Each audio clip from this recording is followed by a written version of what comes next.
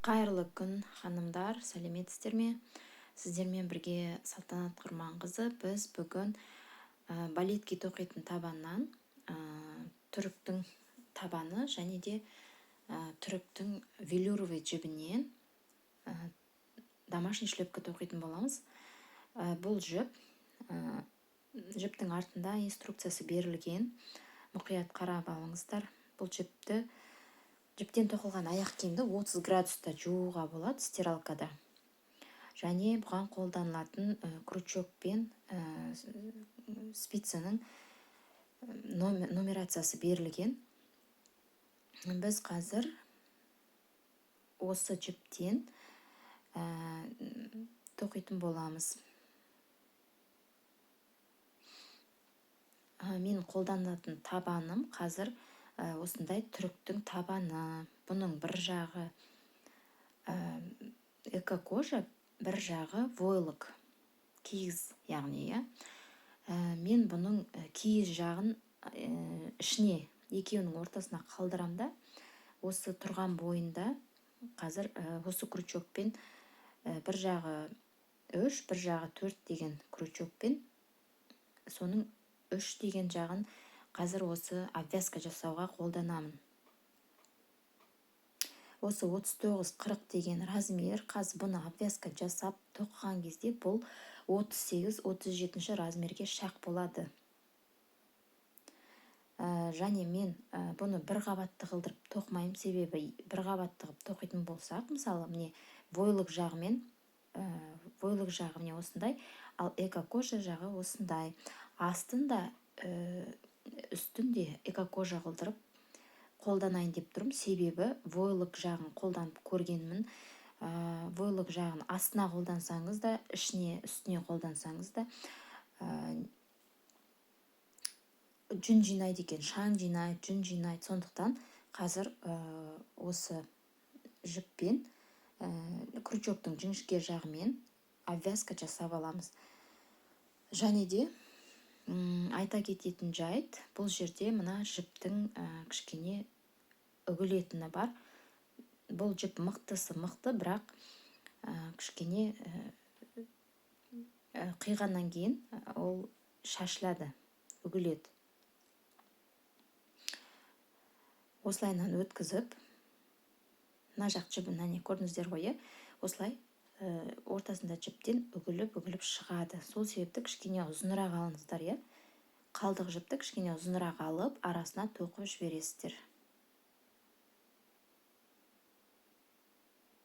Ешқандай қиындық жоқ, дәл осылай обвязка жасап шығасыздар. Бір тесікке 2 реттен өткізіп отырасыздар. Столбик без накида 2 реттен өткізіп отырасыздар.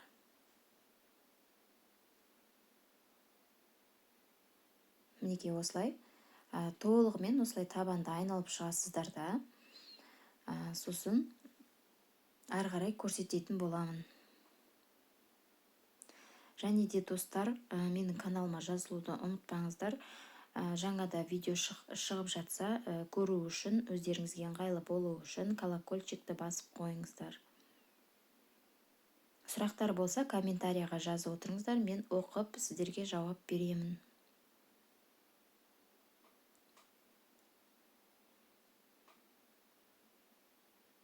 Неке осылай толығымен айналып шығамыз.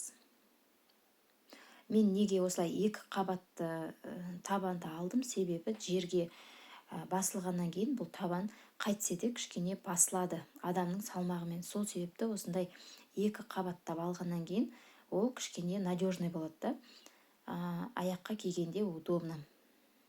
Мына жерде міне бір жағында тесігі бар, бір жағында тесігі жоқ екен. Сол себепті мен бір жағындағы тесіктен аттап кетем қазір. Тесілмей қалған ғой, заводта шығарған кезде. Негізі осы табандар өте жақсы, түріктің табандары. Бұнымен балетки тоқуға болады. Балеткиді тоқып мен салған болатынмын каналыма. Астында видеоның астына қарай түсіп, іздеп көрсеңіздер болады.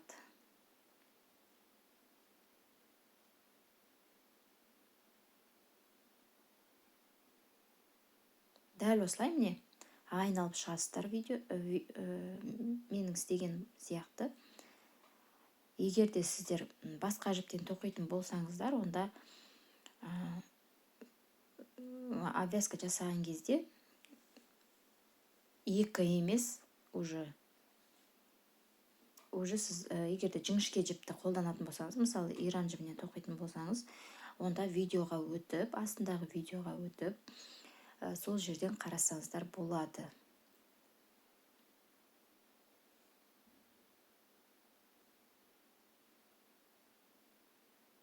Мына жіптің түсі өте қанық, кішкене видеода көрінбеуі мүмкін, тоқылған кезде айып етпеңіздер, бірақ осындай жіпті өте яркий, өте әдемі шығады екен. Түсі өте әдемі болғандықтан мен осы жіпті қолдандым. Егер де сіздер тоқуға қиналсаңыздар, қалай тоқып жатыр, қай жерден өткізіп жатыр деп көрінбейді деп айтатын болсаңыздар, онда бұл техника барлығы бірдей. Менің тоқыған аяқ киімдерімнің ішінде басқа видеолар бар, басқа жіптен тоқылған, сол видеоларды қарасаңыздар болады. Техникасы бәрі бір. Домашний тапочкалар тоқылған, иран жіптен тоқылған, домашний тапочкалар хлопоктан тоқылған, дәл соның техникасын қолдансаңыздар болады. Дәл сол техникамен тек қана мына жерде өзгеріп тұрған жіп пен табан айырмашылығы сол ғана. Мінекей мен айналып шықтым, толығымен. Енді мына жерде соединительный петля жасаймыз да. Крючокты қалың жағына ауыстыратын болам. 3-пен тоқыдық, енді 4-пен ары қарай жалғастырамыз. Накид жасап аламыз да, әрбір петлядан столбик с накидом жасаймыз. Бұл бізде шетін айналдырып шығамыз, тағы бір қабат осылай шетінен кішкене подъем тоқимыз. Подъем тоқуға болмайды, оны білесіздер. Өйткені аяққа киген кезде подъем адамға аяққа киген кезде аяқ бату үшін, сыю үшін, ыңғайлы болу үшін подъем керек. Мысалы, кішкене аяғы жуан адамдар болады ғой. Сондай адамдарға, мысалы, үлкен, ол 41-42 размерге тоқып жатсаңыздар, ол кезде сіздер аласыздар да подъемды 2 рет айналасыздар. Осындай столбик с накидом тоқисыз да, 2 рет, осылай міне 1 рет айналып шығасыздар, қайтадан тағы да 2-ші рет подъем тоқисыздар. Ол үлкен размерге. Менің қазір тоқып жатқан размерім 37-38-ге шақ келетін. Неке әрбір петлядан өткізіп отырып, столбик с накидом тоқимыз. Мына жерде мен бір петляны ұмытып кеттім.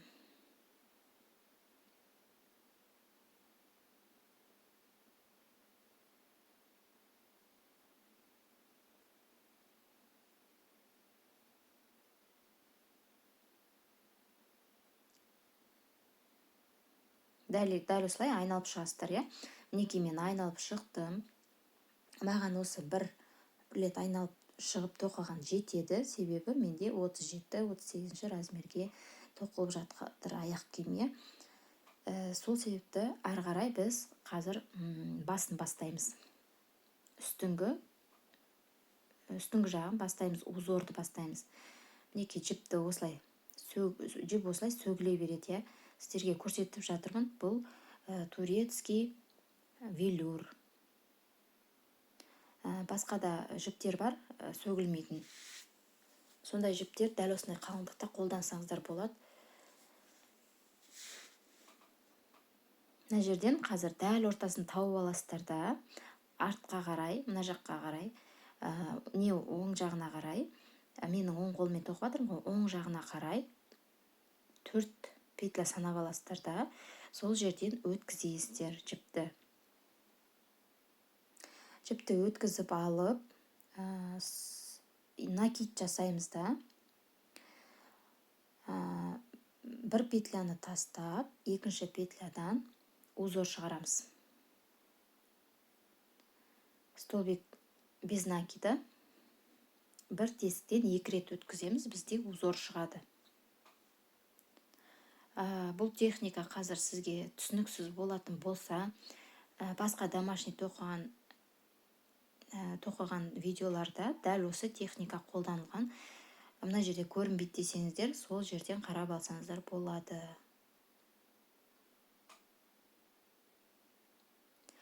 Узорды тоқыған кезде әрбір узордан кейін бір петля тастап отырасыздар. Қазір біз бірінші рядқа 3 столбик без накида тоқимыз. Бір тесікке 2-2-ден бізде 3 узор шығу қажет.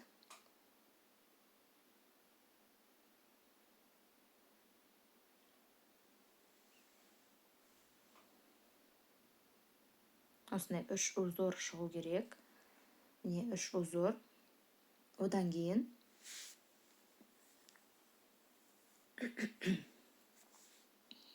бір соединительный петля жасаймыз да.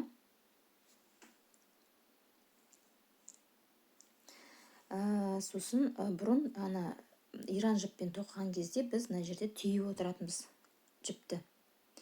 Түйіп отыратын едік. Одан кейін қазір мен түймеймін, қазір маркер қолданатын болдым. Мысалы, дәл осы жіппен тоқыған кезде, дәл осы түрік жіпмен, велюровый түрік жіпмен тоқыған кезде бұл жіпті сөгу мүмкін емес. Бұл жіп осылай тоқыған кезде байланып қалады. Үзіп алмаса, бұлай сөгіп алу мүмкін емес. Сол себепті не қатты қыспай, не қатты бос қылмай тоқыңыздар, я. Міне біз бірінші рядты біттік, маркерді қыстырып қойдым. Енді келесі екінші ряд тоқимыз. Екінші ряд тоққан кезде бір петля тастаймыз.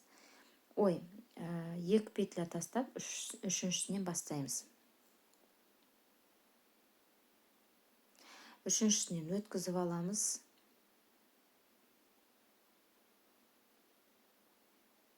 Сосын дәл солай ары қарай столбик без накида әрбір жаңағы тоқылған бірінші рядтағы узордың арасынан узор тоқимыз. Узорды тоқыған кезде екінші рядта бізде 4 узор шығу қажет. Ряд көтерілген сайын бір узорға қосылып отыру керек.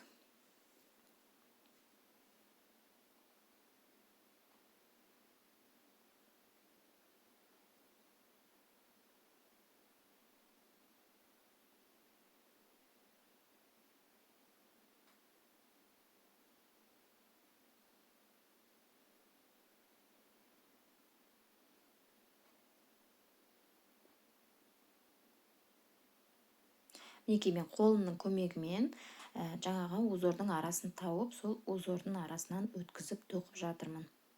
Мына жерде жіпті қатты тартып, не қатты бос тоқымаңыздар.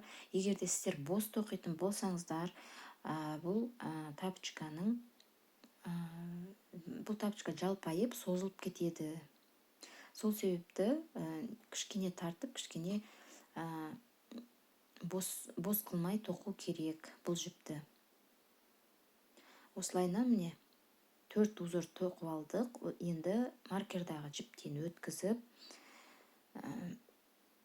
бірлер тоқимыз да, жанынан бір петля қалдырып, соединительный петля жасаймыз. Бір петля емес, 2 петля тастап, үшіншісіне соединительный петля жасаймыз. Басында біз 2 петля қалдырған болатын болсақ, мына жағынан да 2 петля қалдыру керек. Егер де біз олай қалдырмайтын болсақ, біздің тоқымамыз қисайып кетеді. Енді ары қарай өздеріңіз 4, 5, 6, может 6 деп алайық, е, осы 6 деп алайық. 6 рет тоқып шықтым. Қазір санайық. 1, 2, 3, 4, 5, 6, 7, 8, я? 8 узор тоқыппын мен. Енді ары қарай тапочканың кішкене бұлай ұзынырақ болып, қиғаш болып шығу үшін біз 1, 2, 3, 4-ші петлядан өткіземіз. 4-ші петлядан өткізіп, тек қана қатты тартып жібермеңіздер жіпті. Кішкене бостау қылып тоқсаңыздар, бұл кішкене қиғаштау болып, аяққа әдемі тұратындай болып шығады.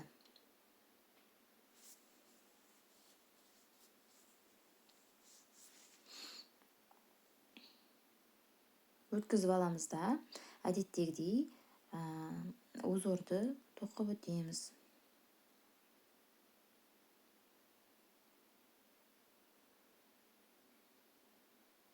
Осылайынан әрі қарай дәл осылай 2 ряд тоқимыз қазір.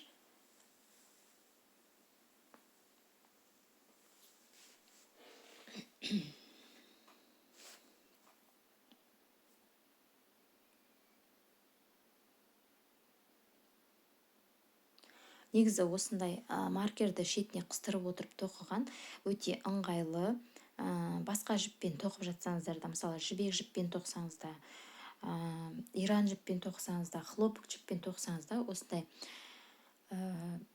маркерді қолданыңыздар, себебі сіздерге сөгуге оңай. Даже кроссовки тоқыған кезде маркерді қолдансаңыздар, әрдайым түйіп отқан кезде, түйген кезде ол шешуге қиын, уақыт алады да.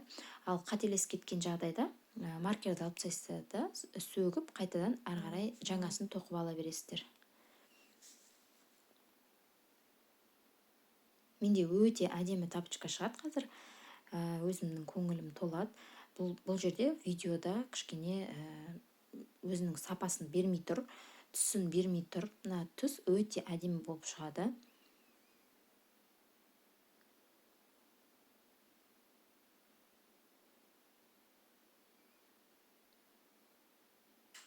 Дәл осылай 2 ряд узор тоқисыздар. Сонда тапочканың формасы өте әдемі болып шығады. Өте тез тоқылатын тапочка. Мен бұны 25 минутта 25 минуттық видеоға сыйғызып тоқыдым. Тоқу жылдамдығына байланысты, адамның қолына байланысты 25 минутта, 30 минутта тоқып шығуға болады.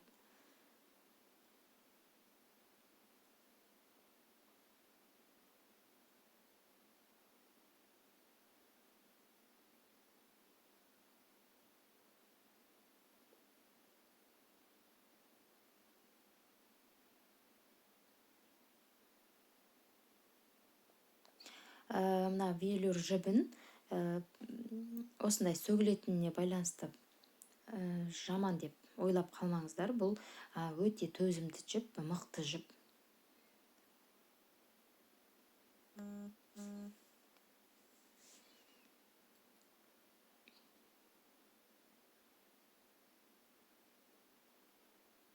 Осылай өткізіп қойдым. Міне әлі де маған тағы да 1 ряд тоқу керек. Міне осындай форма шығу үшін.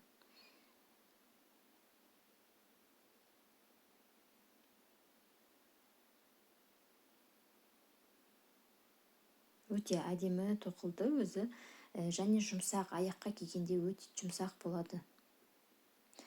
Бұл асты эко-кожа болғандықтан таймайды. Айта кететін бір жақсы сапасын айта кетейін. Судың үстінде, мысалы, пол жуған кезде, сол кезде аяқтан таймайды.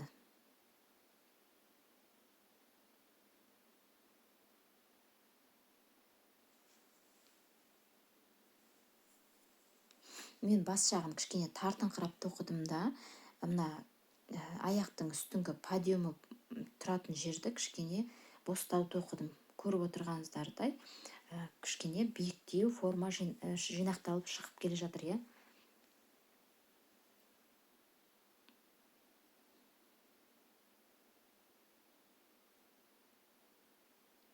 Өте жұмсақ, өте жеңіл тоқылатын тапочка бұл. Біз бұны киіп, үйде эксперимент жасаған болатынбыз.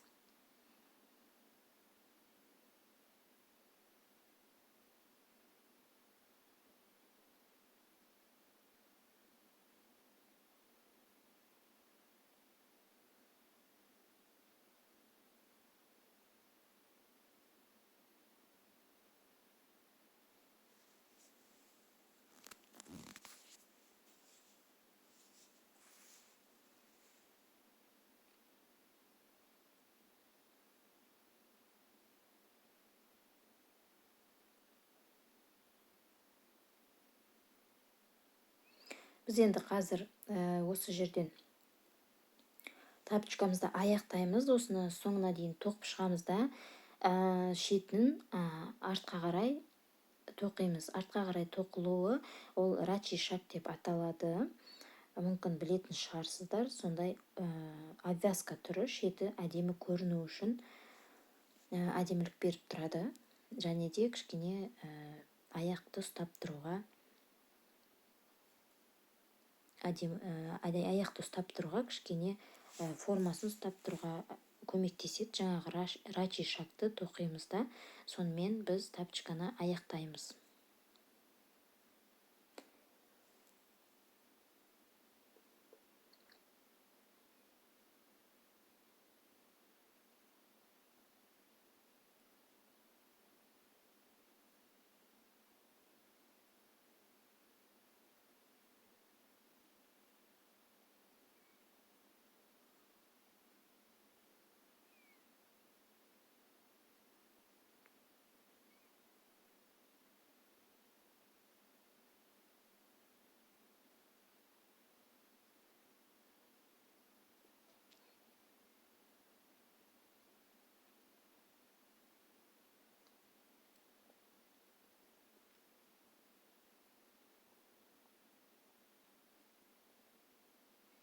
Неке қараңыздар, өте әдемі шықты. Формасы осындай тапочканың кәдімгі формасы әдемі, өте қатты биік те емес, қатты бос тоқылғандай емес, өзі тоқылғаны барлығы көрініп тұр.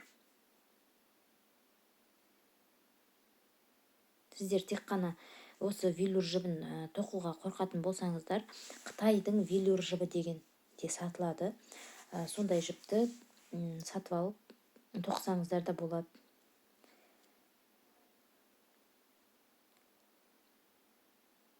Ол Қытайдың велюр жібі, ол осындай байланып қалмайды, өте жақсы. Мінекей мен рачи шагты тоқып жатырмын. Жаңағы тоқығаннан артқа қарай тоқып жатырмын. Артқа қарай тоқып жатырмын. Артқа қарай осылайынан тоқып шығасыздар да жіпті қиып жұмысымызды аяқтаймыз. Сосын қалған қиылған жіпті жасыруды ұмытпаңыздар. Арасына тоқып жібересіздер жасырып. Кішкене ұзындау қылып аласыздар, себебі жіп сөгіледі. Шеті үгіліп шыға беретін болғандықтан кішкене ұзындау қылып алып, түсіп қалатын жіптерін түсіріп тастау керек. Менің видеом түсінікті деп ойлаймын. Пайдалы болсын деген ниетпен сіздерге Салтанат Құрманқызы каналына жазылып, сұрақтарыңыз болса комментарияға жазыңыздар.